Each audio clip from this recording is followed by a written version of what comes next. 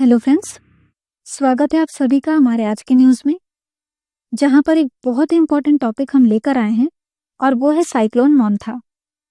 इसके बारे में तो आप सबने सुना ही होगा, तो इसी को आज हम डिटेल में जानेंगे और इससे रिलेटेड कुछ एमसीक्यूज भी डिस्कस करने वाले हैं। तो चलिए अब न्यूज़ को शुरू किया जाए। तो जब भी कभी हम किसी साइक्लोन के बारे में सुनते हैं, तो कभी कभार आप ये ज़रूर सोचते होंगे कि इस साइक्लोन का मीनिंग क्या है, इसका नाम ऐसा क्यों है और किसने दिया, यानी कुछ क्वेश्चंस होते ही हैं। तो आज इन्हीं क्वेश्चंस को हम डिटेल में जानेंगे। सबसे पहले जानते हैं व्हाट इज साइक्लोन मोंथा।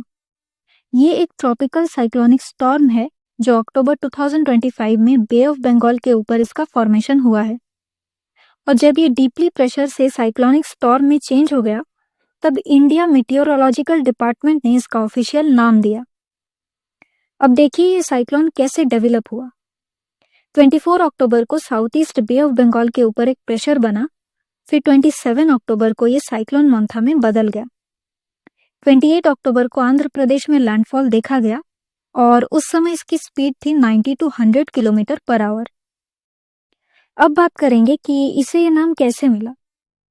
मोंथा नाम थाईलैंड द्वारा दिया गया था, जो वर्ल्ड मीटियोरोलॉजिकल ऑर्गेनाइजेशन के ESCAP पैनल के 13 मेंबर कंट्रीज में से एक है। थाई लैंग्वेज में मोंथा वर्ड का मतलब है ब्यूटीफुल फ्लावर। अब आगे जानते हैं कि इन साइक्लोन्स का नाम रखा कैसे जाता है। नॉर्थ इंडियन ओशन में साइक्लोन्स का नाम एक प्रोसेस के तहत किया जाता है, जिसको मैनेज करते हैं WMO यानी world meteorological organisation and ESCAP मतलब economic and social commission for Asia and the Pacific. इसका प्रोसेस कुछ इस तरह है। पहले तो टोटल 13 मेंबर कंट्रीज हैं: India, Bangladesh, Thailand, Maldives, Myanmar, Oman, Pakistan, Sri Lanka, Iran, Qatar, Saudi Arabia, UAE and Yemen. फिर हर एक कंट्री नेम्स का एक लिस्ट बनाते हैं। इन नेम्स को एक सीक्वेंस में अरेंज किया जाता है और वन बाय वन यूज करते हैं साइक्लोन्स का नाम रखने के लिए। लेकिन हाँ, एक बार साइक्लोन का नाम रख दिया जाए तो फिर उसके बाद उसका नाम रीयूज नहीं किया जाएगा। आगे कुछ एरियाज हैं जो अफेक्टेड हुए: आंध्र प्रदेश, उड़ीसा, तेलंगाना एंड छत्तीसगढ़, झारखंड एंड वेस्ट बंगाल।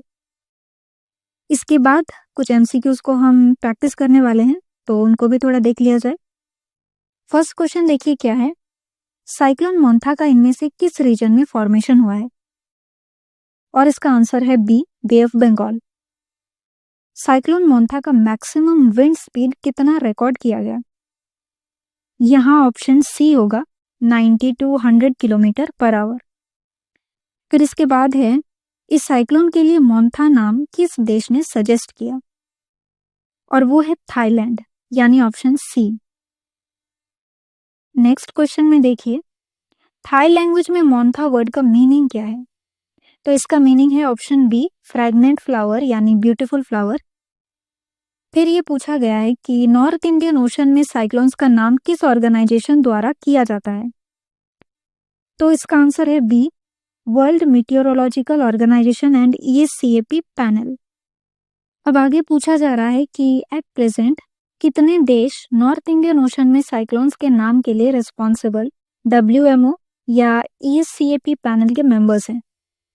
तो इसमें टोटल 13 मेंबर्स है, यानी ऑप्शन सी। अब आगे है, बे ऑफ बंगाल में मोंथा जैसे ट्रॉपिकल साइक्लोन्स का इंक्रीज होने का रीजन क्या है? तो इसका रीजन है option C, warming of sea surface temperature due to climate change. फिर नेक्स्ट क्वेश्चन है, साइक्लोन मोंथा के कारण इनमें से किस स्टेट में heavy to very heavy rainfall हुआ है? और इसका आंसर है option A, Andhra Pradesh, Orissa, Telangana and Chhattisgarh.